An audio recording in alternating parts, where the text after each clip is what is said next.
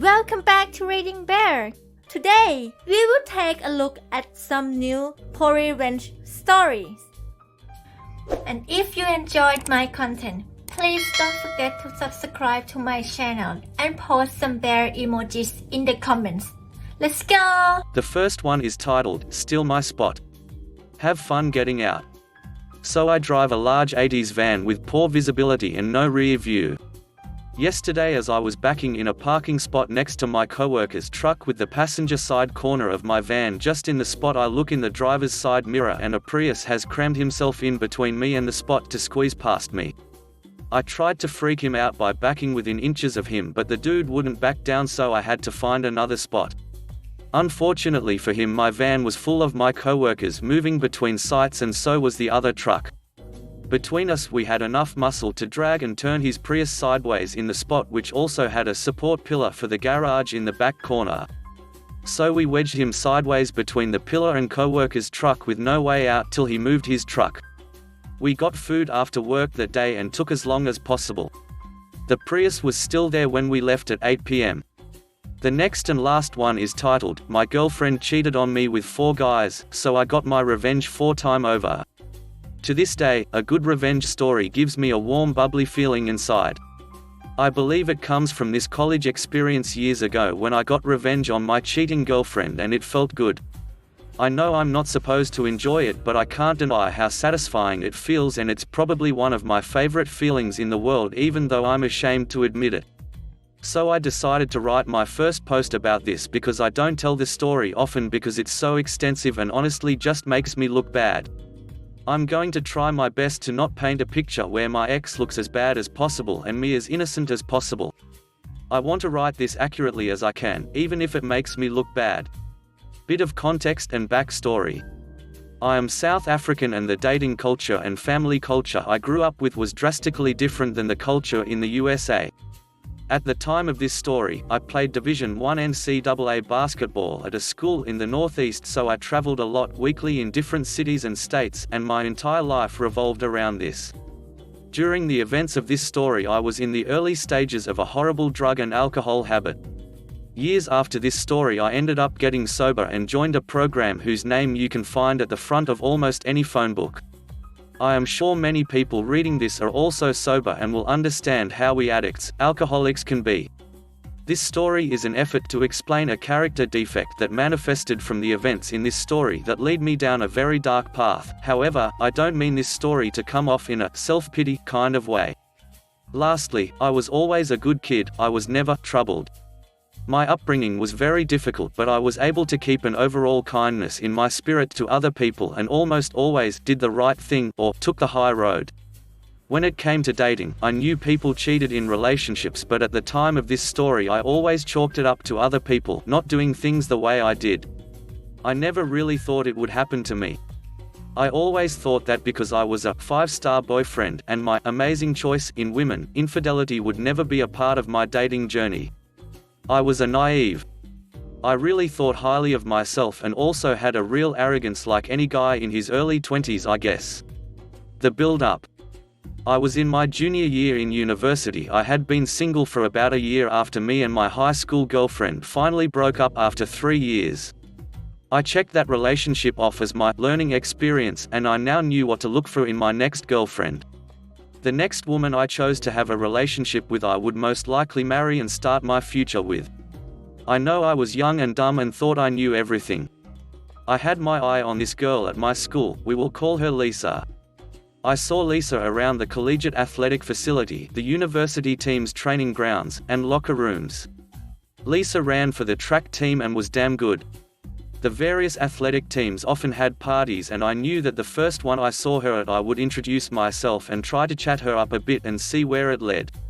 Soon enough I see Lisa at one of these parties and we pass each other on the stairs. We make eye contact and she smiled at me. I sparked a conversation with her, and after going back and forth a bit we exchanged numbers. We begin the classic American style of flirting where we constantly just hint things back and forth indirectly. We slowly progressed the relationship in this manner for weeks. Sending texts back and forth hinting that we were interested in each other, but also playing it cool to not let the other person know we had a crush on them. At the time, she was on a break with her current boyfriend who was a popular player on the football team. She ended up leaving him completely to date me. This should have been a red flag obviously, but remember, I had severe hubris. At the time, her leaving him to date me just gave me a superiority complex. I was playing good in sport, and if she was willing to leave this guy for me, then she will never leave me for another guy. I was a ducking idiot. I can't express how much I was into Lisa. I was addictively attracted to her and had that weird feeling of, I can't believe my crush is actually into me too. I really was so drowned and blinded by my crush on her. I missed so many red flags, but our relationship began progressing really fast. Because of this, I didn't really do a proper inventory on why I liked her so much. Fast forward like 8 months later. We are together officially. Lisa has her own athlete's dorm room, but I was a couple years older than her and was working during the summers full-time and part-time during school season and had my own apartment near campus, and Lisa was basically living with me. She even would stay there when I was out of town, which was like 3 or 4 days of every week because we were in season and the team was flying all over the country. Me and Lisa were deeply in love regardless. At the end of the season, one had planned 2 massive back-to-back parties. One was for my teammate's birthday, Friday night, and then my birthday, Saturday night.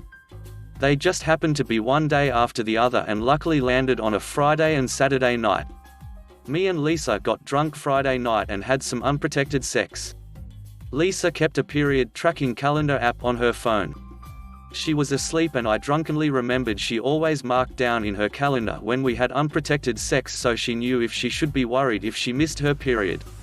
She missed her period often because she was an athlete. My inebriated brain thought she should put it in her calendar now because we would forget the next day since we were so ducked up. So I woke her up and said, "Can you put in that calendar that we had unprotected sex?" At this point it was like 5 AM and we were that 5 AM kinda drunk where you're mostly just tired. She unlocked her phone and opened the app, and before she could even do it she fell back asleep. So I took the phone while it was still unlocked and proceeded to try and figure out how to put it in her calendar myself. Side note, through our entire relationship, Lisa went through my computer and phone constantly. She was very insecure and always had her suspicions. I didn't care that she was doing this all the time. She never found anything because I never did shady crap, ever. Again, looking back at this, it's an obvious red flag I missed. Remember, I thought this girl would never cheat on me. So this wasn't one of those stories where I went through her phone looking for something and subsequently finding it. In this case, I was innocently trying to navigate this damn period calendar while I was drunk, and I was not suspicious at all. When I looked at the period calendar app on Lisa's phone, I saw all kinds of little markers on different days of each month.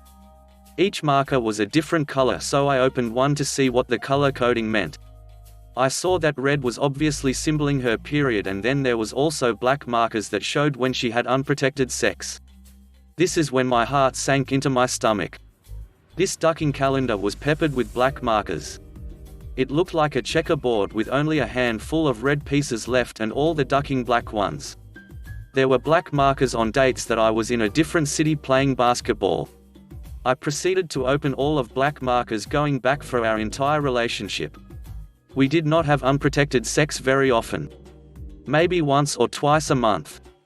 She had written the names of the guys she had unprotected sex with in the notes section of the black markers. There was a total of 4 guys throughout the entirety of our relationship that she allowed to penetrate her raw. Some months there was almost a dozen of those ducking black markers. Sometimes there was 2 in one day. Looking back on this, I wonder if there were more unlisted men that I didn't see because she clearly only kept track of the guys and times she had unprotected sex. In almost every story I hear of infidelity, it involves the discovery of text messages, being informed by a friend, or the classic coming home early and catching your partner red-handed. I, on the other hand, discovered a ducking well-documented ledger of almost every time she cheated and had unprotected sex. Amongst the 4 guys I discovered, one of them was her ex that she originally left to date me. Cheating on me with him was a common occurrence. There was some other unknown guy she was also clearly sleeping with him regularly. The last 2 fellas looked to be just a one-time thing, but again, like I said, these markers were just the times she had sex without a condom. So who knows what the true story was there. I sobered up real quick. I proceeded to look through Lisa's texts and calls and found nothing. However, at the time Android phones had a folder where you can see deleted texts but not the contents of the messages. She had thousands of deleted texts and calls but I couldn't see what they said, but I saw the numbers and did a quick Facebook search and matched one with her ex in addition to something like half a dozen other random dudes. The worst part was I found two of my teammates, one guy the first was actually pretty close with.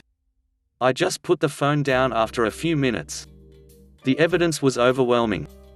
The more it seemed to look at the phone, the more my insides began to hurt. I felt so defeated.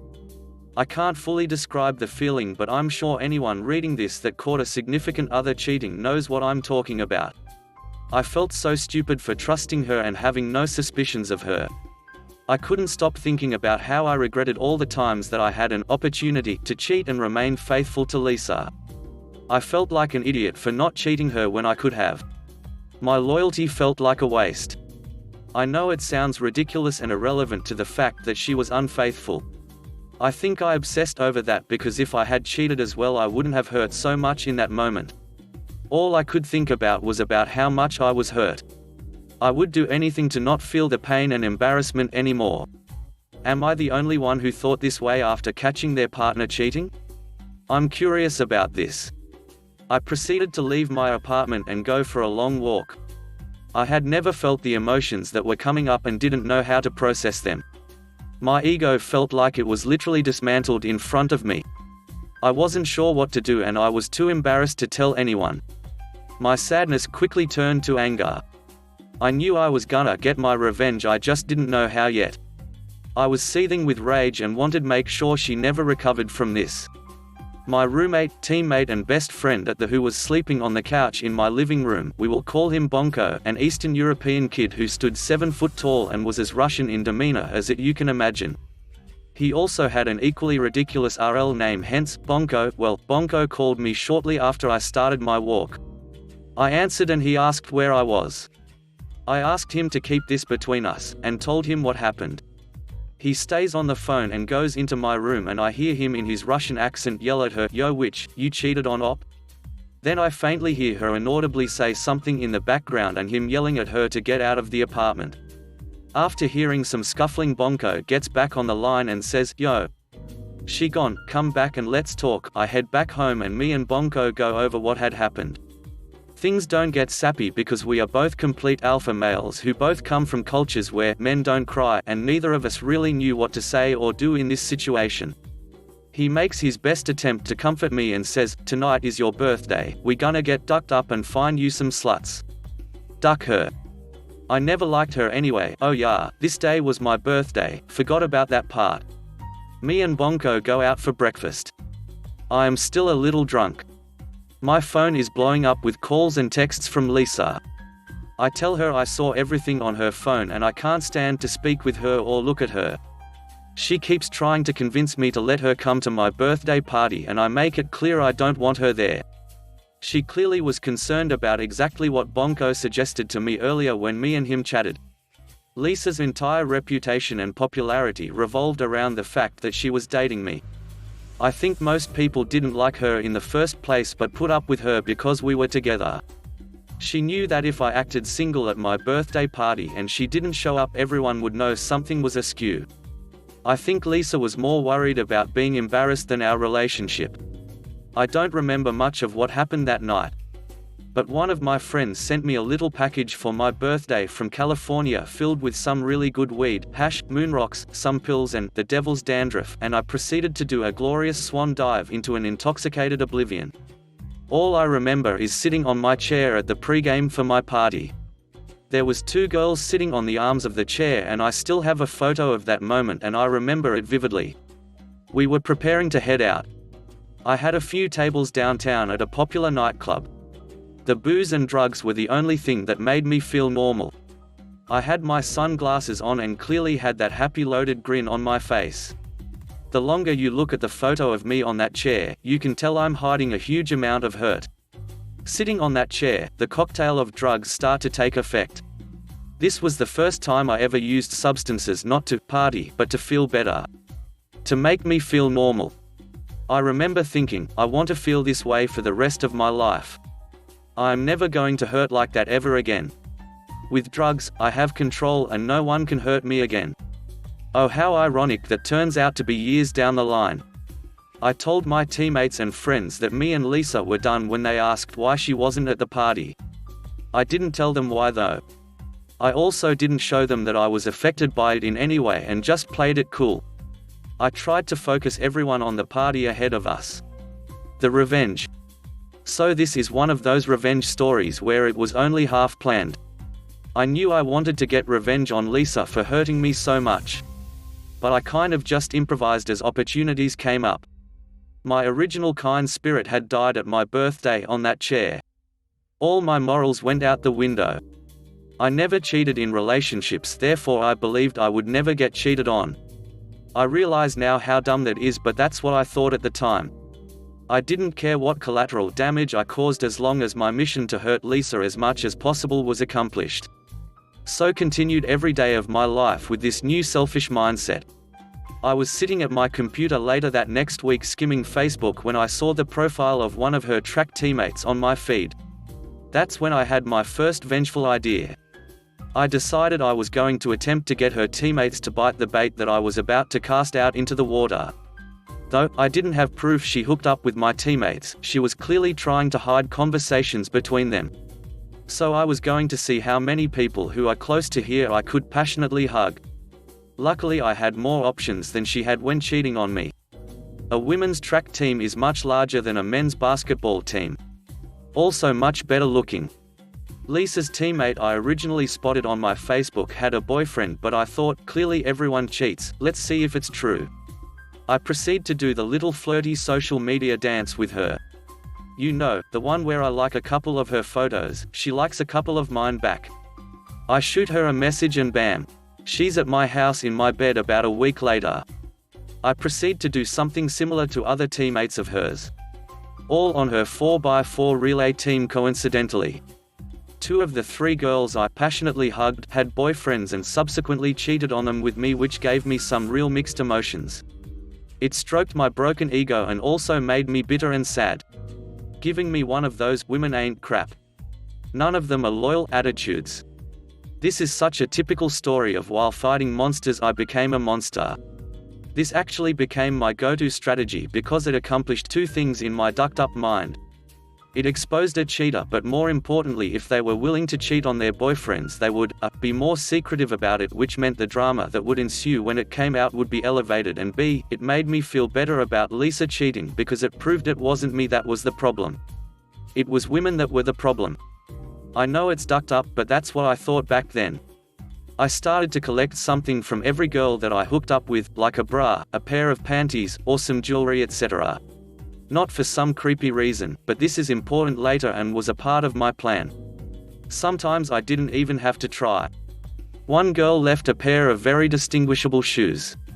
I knew Lisa would know whose shoes they were. They belonged to the girl that Lisa's ex-boyfriend rebounded with after Lisa and him broke up, which highly upset her because it was her friend. Now it would upset her more because that same girl slept with both of her ex-boyfriends. I especially tried to collect items if it was something that I knew Lisa could distinguish, like a sweater from the women's track team with her teammate's name on it. After some time I had collected a boatload of crap. After a couple months or so, one of the Lisa's teammates' boyfriends found out about me and his girlfriend, and it started a big, beautiful, dramatic explosion of series of events with her and her teammates. This led to all of them finding out about one another's promiscuity. The drama was massive. Even their coaches had to get involved, it got so bad. This made me feel so powerful in such an evil yet satisfying way. I fell in love with the destruction I was causing. The most awesome part about all of it was that same week the athletics PR team had put massive posters of me all over campus promoting the next game. They were everywhere. Some of the posters took up the entire side of buildings, so Lisa and her friends had to see me all over campus every day while this drama was erupting all around them. I felt like a triumphant dictator. It was glorious and pathetic at the same time. Their coach even proceeded to have a serious meeting with the compliance department and my team's coaches. My coaches literally laughed at her, saying, "This seems like an internal issue, but Op hasn't done anything illegal or broken any school policy, so there is nothing we can do." This infuriated the women's track coach. Their team had fallen apart. Their national ranking began to plummet.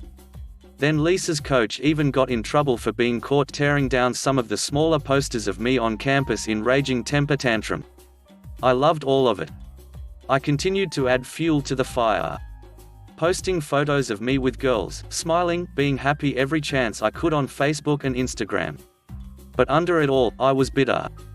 I was so deep into my new mindset I had already forgotten the kind-hearted naive kid I used to be. I hated my old self because I let some girl emasculate me. I was so full of self-pity looking back at it's depressing. No one really knew though because I played the cool guy attitude in front of people.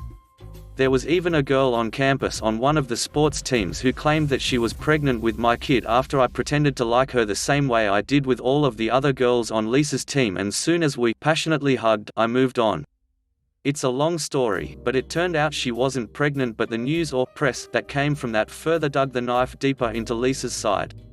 I left a trail of women I deceived and relationships I destroyed. I feel bad now, but at the time I didn't care because they were equally at fault in my eyes since they were cheating on their boyfriends or sleeping with their friends' ex. Quickly, girls became weary of me. Plus I was running out of potential targets. I was an awful human being then the way I was thinking, and I was going after girls that weren't even friends or on the track team with Lisa but were just around her in daily life. For example, her classmates and as well as her own family. I even flirted with her sister who was married with a kid, and I almost succeeded. She was down, but her and Lisa's dad found out about it and stepped in and put a stop to it all before we could do anything. Her sister was ostracized as the news spread within the family. I wanted Lisa to know I was everywhere and constantly remind her how she ducked up. In my eyes this was all her fault, and she unleashed this fury of chaos upon herself. She should never have ducked with me like that.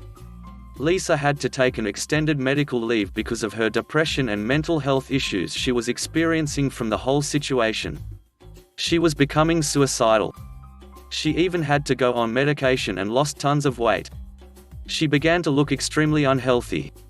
The whole mess was torturing her, and the more she hurt the better I felt. At this point I had already inflicted more damage than she did to me, but I had become addicted to the feeling of power. I spent zero time processing my own emotions or moving on from what happened. All I wanted was more revenge, and I couldn't stop. After weeks of ignoring Lisa's texts and calls, she finally gets a hold of me by showing up to my apartment unannounced late at night. She was there to pick up some stuff she left from when she lived there to take home. She was actually a local and her parents lived close by. She was still on her medical leave and no longer staying on campus but rather with her parents. I told her I would bring her stuff to her parents' house that weekend, but I couldn't let her in because I had company. Which I did, but it wasn't one of her teammates or friends, unfortunately. I then to take all the items I had collected from all the girls over the weeks. There was probably like 8 or 9 things from different girls including her teammates, and threw their belongings in along with Lisa's stuff into big black trash bags. I took the bags to her house and then called Lisa's dad.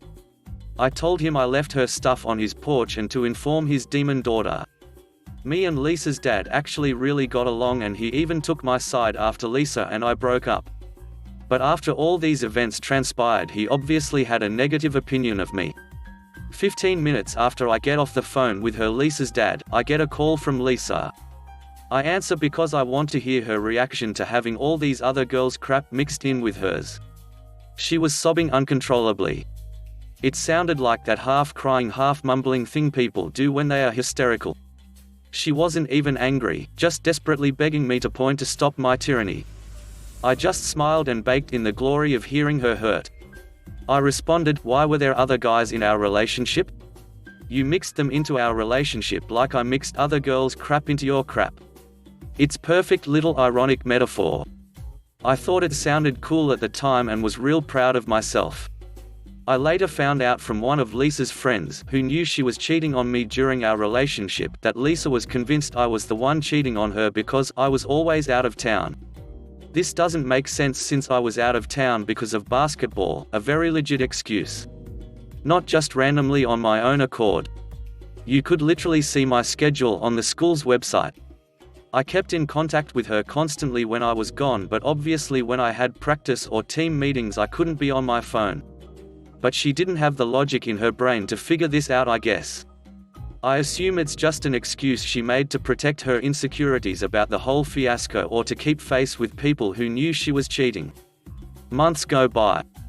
Lisa comes back to school from her medical leave and we bump into each other at the physical therapy center in our athlete facility building. I see this as yet another opportunity. It had been a while since I did something that hurt her and I was still hungry for more vengeance. I proceed to pretend like I want to rekindle things with her. She is cautious at first but eventually bites after about a week. We start to mend our relationship. We proceed for about a month, but I wouldn't call this a relationship. I forbid her to have any male friends, nor is she allowed to go out and party with her girlfriends. I also need full access to all her accounts and her location at all times. It was more like a hostage situation. It gave me a sense of control. Meanwhile, I'm not being faithful at all. This was my plan all along. Finally, she finds out about me sleeping with a girl in one of her classes and we have a nasty breakup. I told her that she literally knows what it felt like to be me when we last dated. Yet again, I felt triumphant. It was just another chance to hurt her and I did. After this we don't speak for years. I graduate university and move to Central America. She messages me while I'm there about a year after I moved and about 2 years after we last spoke. At this point my life has become that of a real degenerate. I was doing copious amounts of drugs on a daily basis and about 75% of my life was involved in some sort of illegal or nefarious activities. But I still blame her for me becoming the dark soul that I was and taking no responsibility for bitter immoral nature. I hadn't had another relationship since her and always had trouble because I couldn't trust a woman in any capacity anymore. Even after years had passed, I saw this instance of her messaging me as yet another opportunity to hurt her. We begin to talk as friends and even getting flirty with each other over Facebook Messenger. Mind you, there is literally many countries, states and an ocean between us at this point. I was planning a trip back to my old university to visit some friends.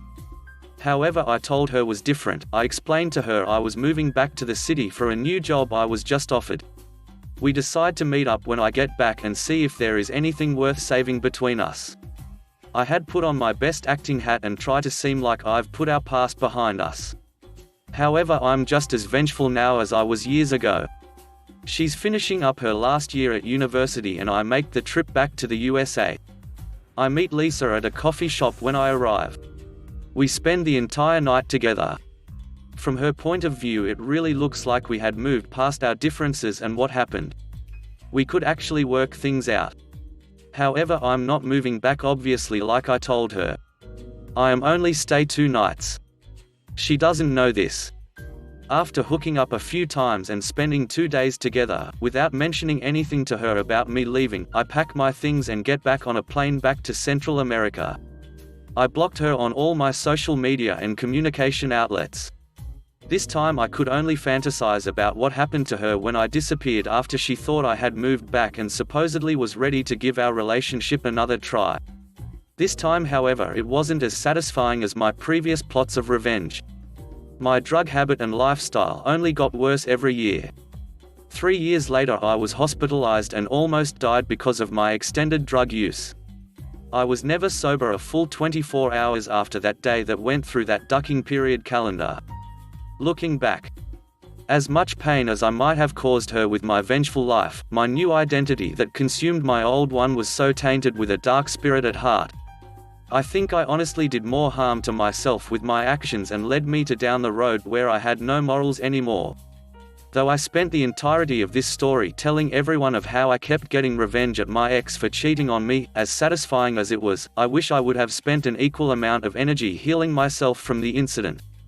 If anyone reading this is experiencing the pain that comes with cheating, a good revenge story can bring you some satisfaction, but I hope you don't make the same mistake I did. Rather spend more time healing yourself from the hurt and moving past it. The revenge won't heal you. It will be a separate journey but could distract you from putting yourself back together. Luckily I got sober and I'm sober now 4+ years. I even had another girlfriend of 2 years cheat on me before I got sober, but this time I didn't take revenge. I spent my time healing. I changed and only focused on myself, and that was way more satisfying than the revenge I got on Lisa for cheating on me. Now I'm married almost 2 years to a woman who is sober, and man do I have a good life. I have a dream job and a dream marriage. Thank you everyone who read this. Sorry if it wasn't well written, I never write like this, but I have never told the full story in detail before and I got a lot out of writing it. Mostly what I hope to get from this is to share my experiences doing horrible things but feeling an immense satisfying feel from it where it's almost addictive. And morphing from generally a good person to a relatively dark evil one. Obviously people have dark moments, but I feel like my personality and psyche has never been the same since that experience. I'm looking forward to any responses to the people willing to read this crap. Thanks for listening.